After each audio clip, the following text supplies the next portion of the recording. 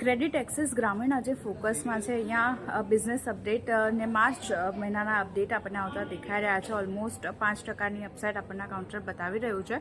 March 2026માં જીએલપી ગ્રોથની જો વાત કરી લઈએ તો 14% વધ્યો છે યર ઓન યર બેઝિસ પર।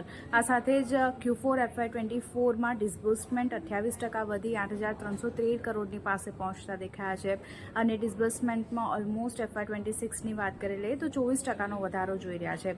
આ સાથે જ ડિજિટલ એપ જે છે કંપનીની માહી એમાં 8.4 લાખ યુઝર્સ ઉમેરાયા છે અને હવે કુલ યુઝર્સની જો વાત કરી લઈએ તો 11.2 લાખ આપણને થતા દેખાઈ રહ્યા છે।